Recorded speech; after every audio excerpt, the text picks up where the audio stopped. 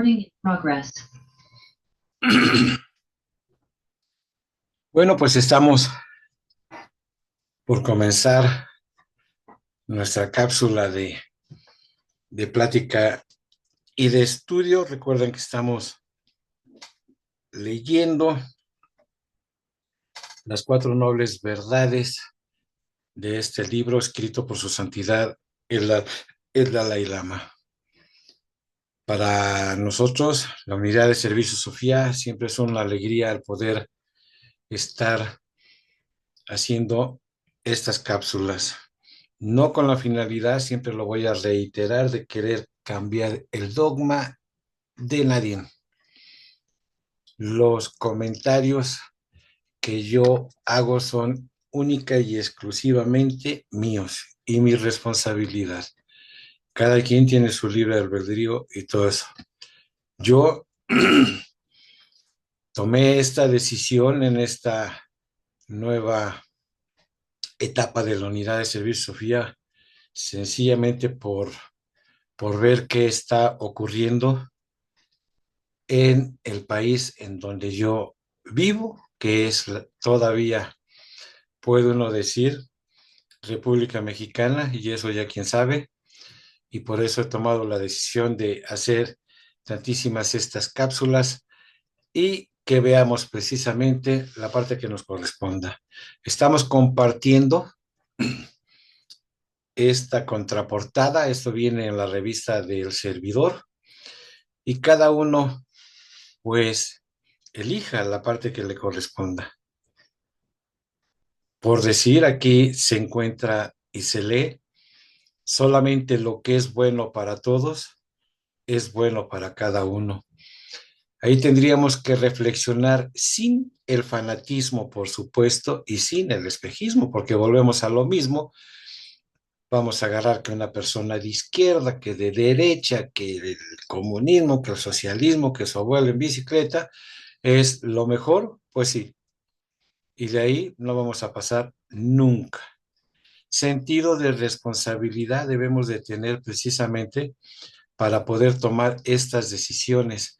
Nos dirigimos, por supuestamente, a aquella persona interesada en querer hacer algo en su vida y un cambio.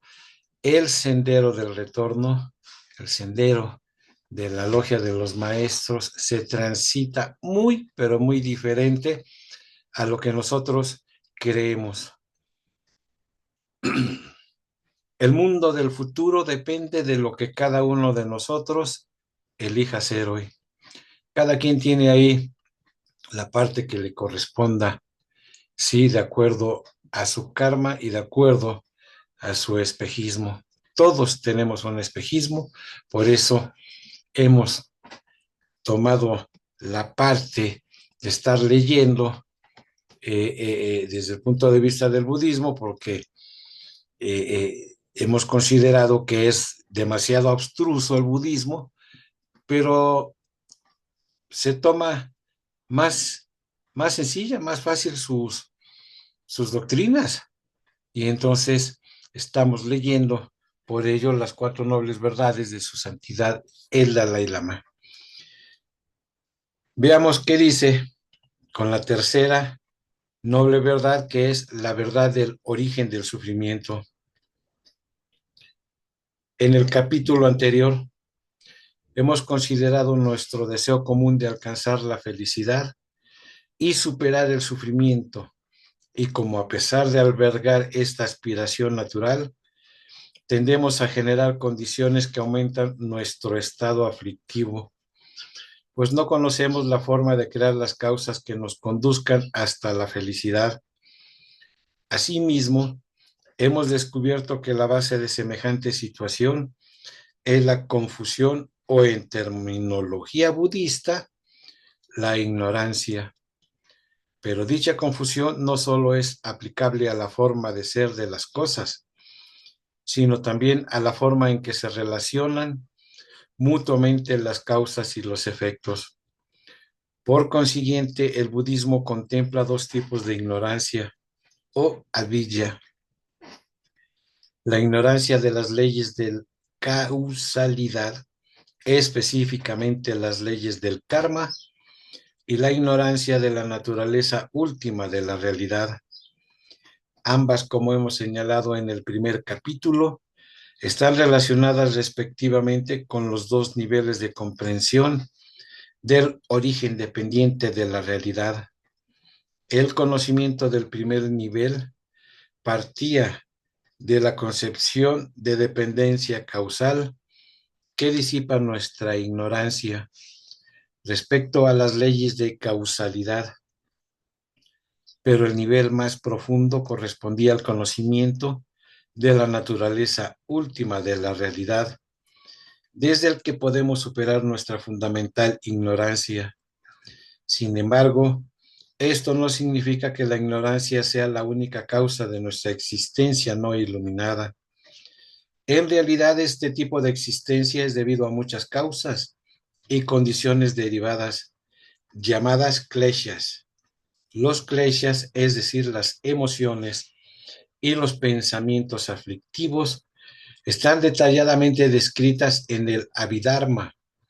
Según este, existen 6 raíces de emociones y pensamientos aflictivos, de las que surgen a su vez 20 clases secundarias. El Abhidharma, en consecuencia, presenta una explicación exhaustiva del mundo de las emociones y los pensamientos. En los textos del Vajrayana hay otra explicación del proceso del sufrimiento.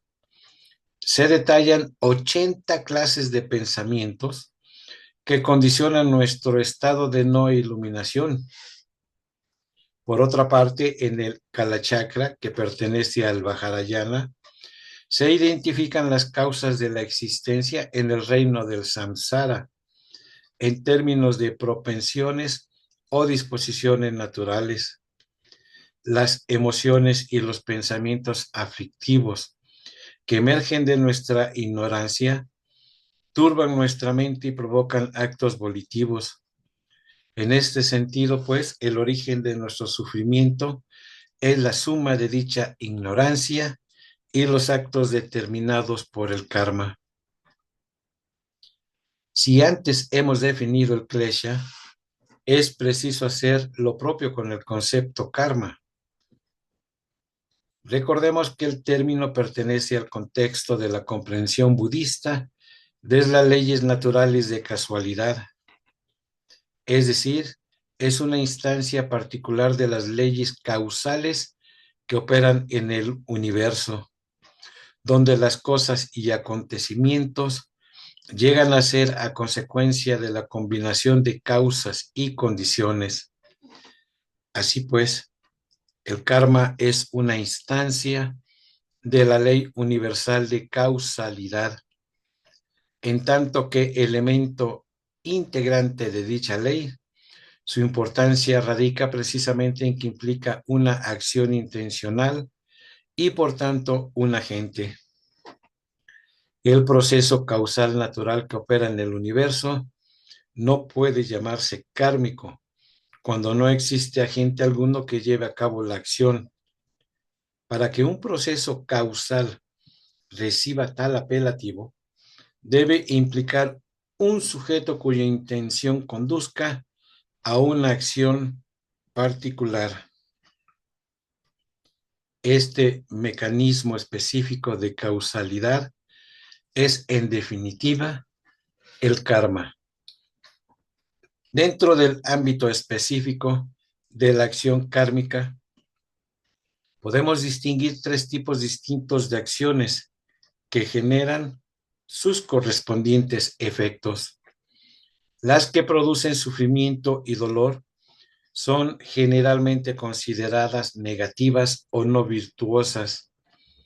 Las que provocan consecuencias positivas o deseables, por ejemplo, experiencias de alegría y felicidad, son consideradas acciones positivas y virtuosas.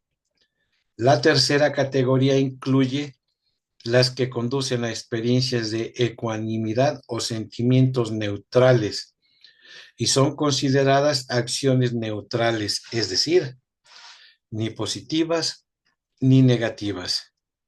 En relación a la naturaleza de las acciones kármicas, hay dos clases principales: actos mentales, acciones no necesariamente manifestadas a través de la acción física, y actos físicos, tanto corporales como verbales.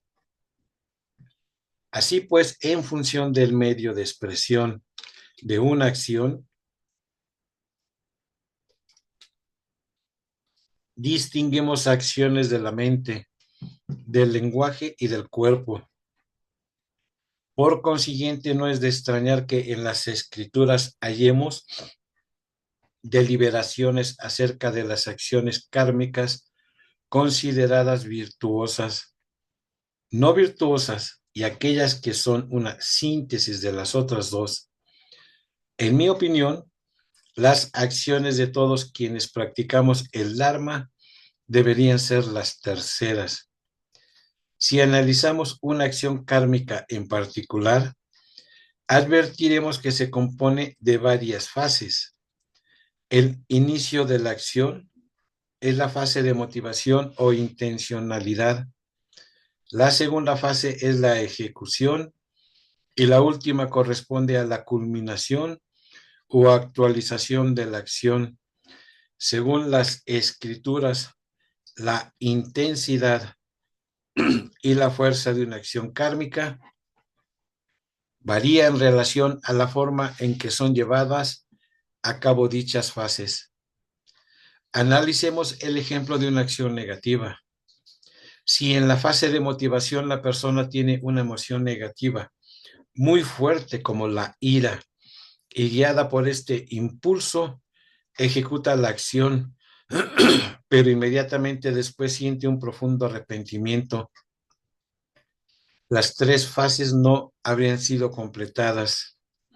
En consecuencia, y en comparación con otra persona que ha actuado siguiendo el orden de las tres fases, fuerte motivación, ejecución y placer o satisfacción por el acto llevado a cabo, el efecto de la acción será menos poderoso.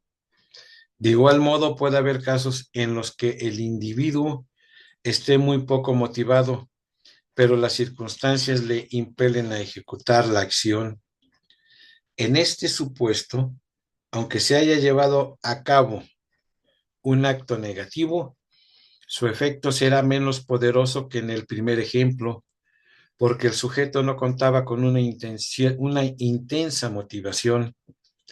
Así pues, el karma dependerá del grado de intensidad de las distintas fases de la acción. Sobre la base de estas diferencias, las escrituras establecen cuatro clases de karma: el que es llevado a cabo, pero no es acumulado; el acumulado, pero no llevado a cabo; aquel en que el acto es llevado a cabo y acumulado; y por último, aquel que ni hay acumulación ni hay ejecución. Es importante entender el significado de este punto y advertir que, puesto que hay distintas fases en todo acto, las acciones kármicas están compuestas y sus cualidades pueden ser caracterizadas como el resultado acumulativo de cada uno de sus factores. Una vez considerada esta apreciación, siempre que como practicantes del Dharma tengamos la oportunidad de comprometernos en una acción positiva, es importante asegurarnos de que en la fase inicial nuestra motivación positiva es muy intensa y que nos sentimos completamente convencidos de llevarla a cabo. A continuación, mientras la ejecutamos, debemos ser conscientes de estar haciendo el máximo esfuerzo para que la acción sea satisfactoria. Una vez finalizada, es necesario asegurarnos de que dedicamos el karma positivo generado a los demás y a nuestra conquista personal de la iluminación. Si somos capaces de reforzar esta dedicación con la comprensión de la naturaleza última de la realidad, el efecto de nuestra acción será incluso más poderoso.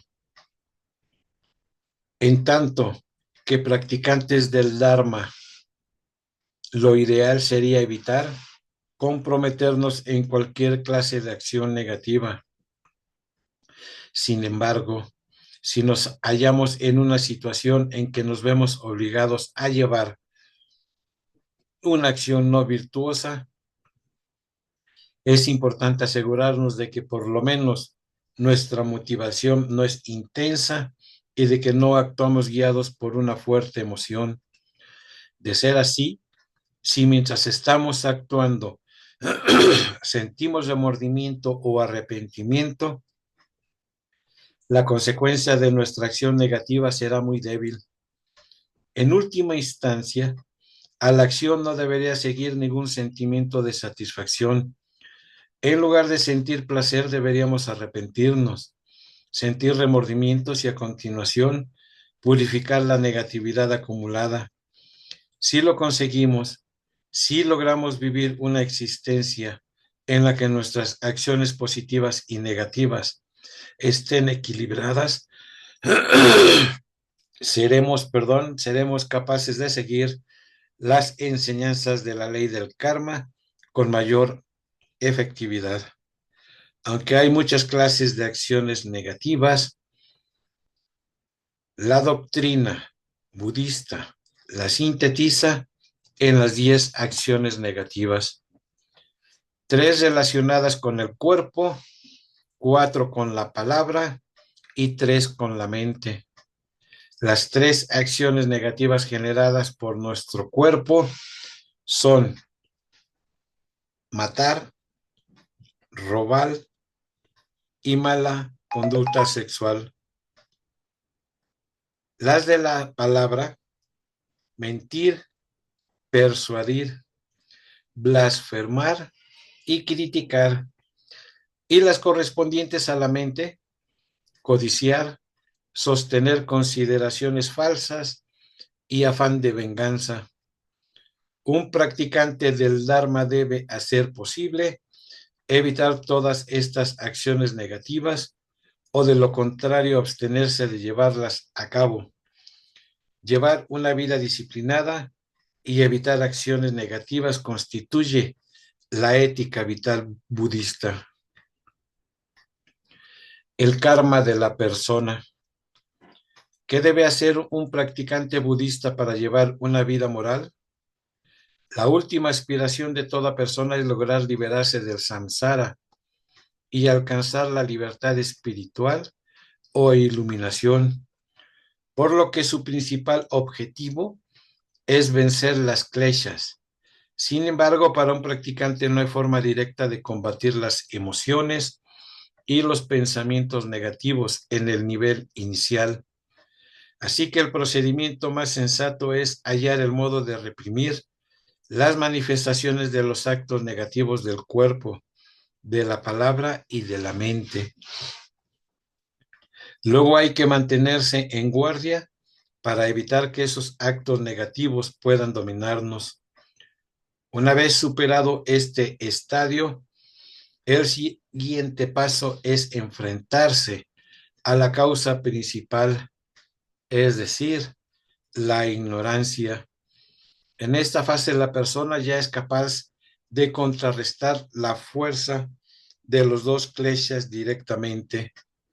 Tras superar el segundo, el tercer estadio no consiste solo en vencer las emociones y los pensamientos negativos, sino en erradicar todas las propensiones y huellas que estos han dejado en el psiquismo.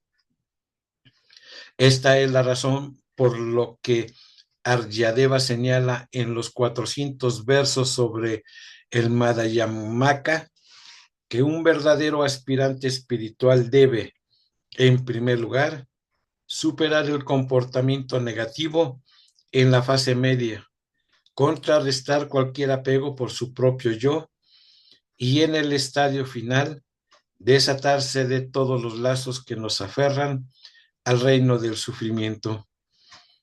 Como ya hemos visto, el budismo explica que tanto el entorno como los seres que lo habitan son fruto de la ignorancia y en particular del karma que surge de esta última.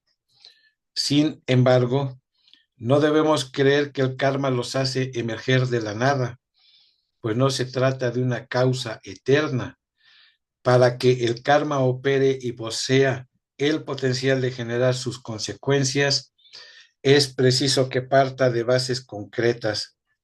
La existencia continua del mundo físico y del mental. Podemos establecer la continuidad del mundo físico hasta el principio de un universo particular y desde este inicio hasta el vacío. El budismo acepta la existencia de las llamadas partículas espaciales, Namkai-dul, y afirma que hay un estadio de vacuidad que contiene la fuente del universo material. En el caso del mundo mental no puede afirmarse que la continuidad de la conciencia de los seres sensibles sea el resultado del karma. Así pues, tampoco podemos decir que el eterno proceso de continuidad de la materia y la mente sea causado por el karma. Si es así, la continuidad básica no es el efecto del karma. ¿Cuál es el papel que representa en este contexto? ¿En qué momento concreto puede considerado la causa que determina la existencia de los seres sensibles y del entorno natural en que estos viven? Quizá podría decirse que en el mundo se da un proceso natural y que cuando éste, gracias a su evolución, alcanza un estado en el que puede afectar a los seres, haciendo emerger tantas experiencias de sufrimiento como de felicidad, es el momento en que el karma entra en escena. Después de todo, el proceso kármico solo tiene sentido en relación con las experiencias de los seres sensibles. Así, ante la pregunta de si la conciencia y los seres sensibles son productos del karma, la respuesta será negativa. Sin embargo, será afirmativa si la cuestión plantea si el cuerpo y la conciencia humana son debidas al karma, ya que ambos son el resultado de acciones virtuosas. Esto es debido a que cuando hablamos del cuerpo y de la conciencia humana, nos estamos refiriendo a estados de existencia directamente relacionados con experiencias de dolor y de felicidad de un individuo. Finalmente, si nos preguntaran si nuestro instinto natural de buscar la felicidad y superar el sufrimiento es producto del karma, obviamente la respuesta volvería a ser no. El karma y el mundo natural. Si centramos nuestra atención en la evolución del universo físico en general, no puede decirse que el proceso natural de casualidad sea el efecto del karma en el mundo natural de este desarrollo, tiene lugar a pesar de este. No obstante, el karma es la condición que determina la forma y la dirección de dicho proceso. Según el punto de vista del budismo analítico, distinguimos dos campos de investigación. En el primero, el que llamamos natural, solo actúa el proceso natural de leyes causales, y en el segundo, que está supeditado a estas interacciones causales, es donde emergen ciertas propiedades. Teniendo en cuenta esta consideración, puede decirse que hay distintas argumentaciones en torno a la comprensión de la naturaleza del mundo o de la realidad. Por ejemplo, en el análisis budista se parte de los llamados 4 principios. El primero es el principio de la naturaleza, que postula la existencia de las cosas y la afirmación de que a toda causa le sigue su correspondiente efecto. Incluso podría decirse que este principio implica la aceptación de las leyes naturales. El principio de eficacia está relacionado con la capacidad propia de las cosas para producir ciertos resultados en función de su naturaleza. El tercero es el principio de dependencia.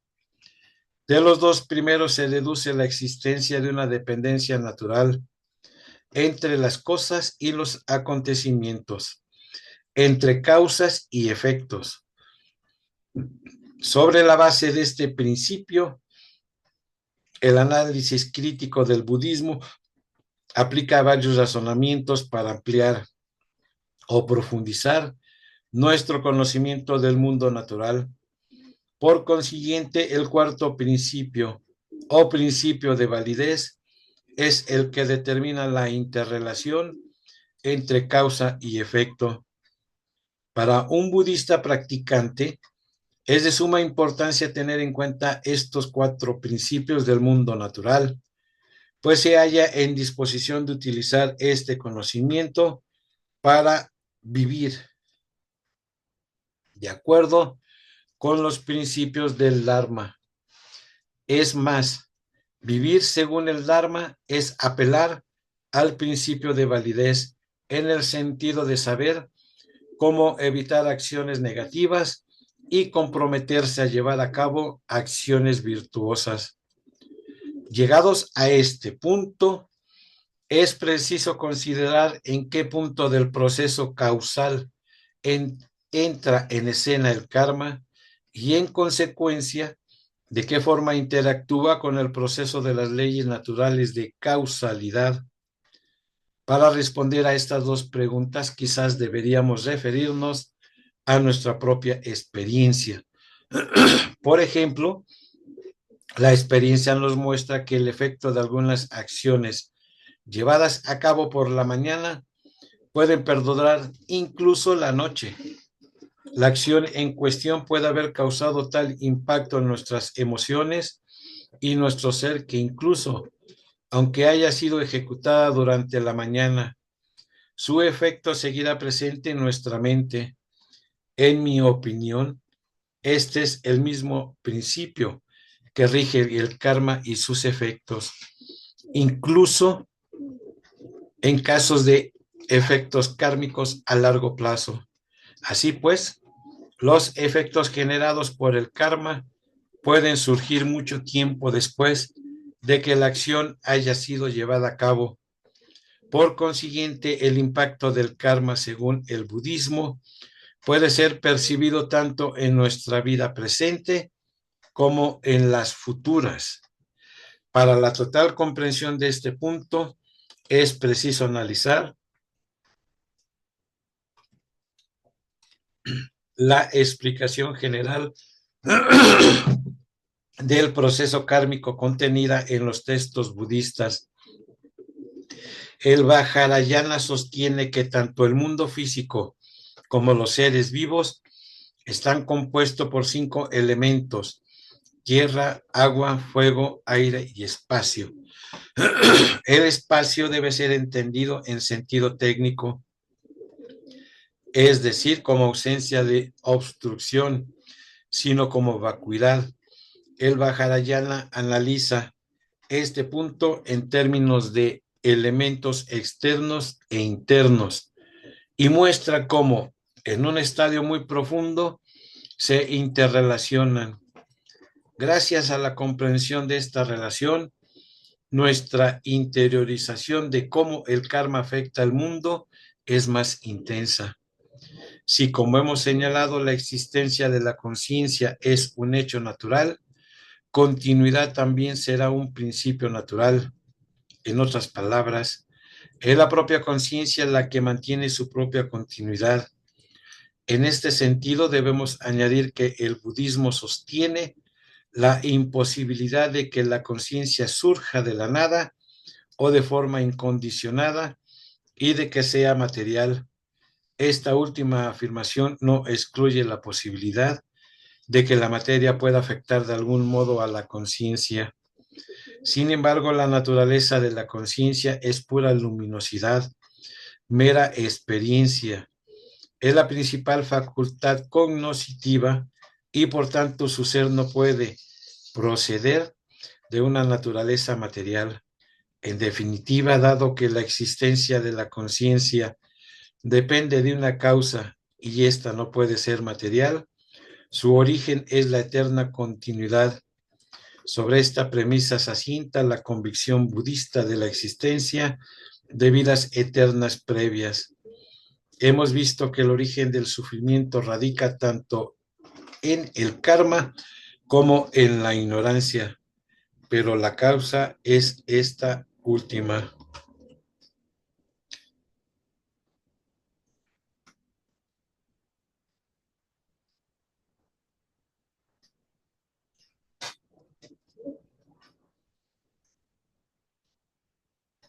El, el tema que está tratando aquí en su libro Su Santidad el Dalai Lama es bastante abstruso y es un poco extenso. Aquí vamos a terminar porque pues nos ha hablado ahorita muchísimo de la causa del sufrimiento. En la siguiente cápsula vamos a continuar con el tema del karma y las emociones, porque definitivamente podemos darnos cuenta que todo lo que nosotros hacemos, decimos, tiene un karma. El maestro Duhalkul, él agarra y dice, son nuestros poderosos deseos. En esta imagen, en esta contraportada, reitero, tenemos muchísimo.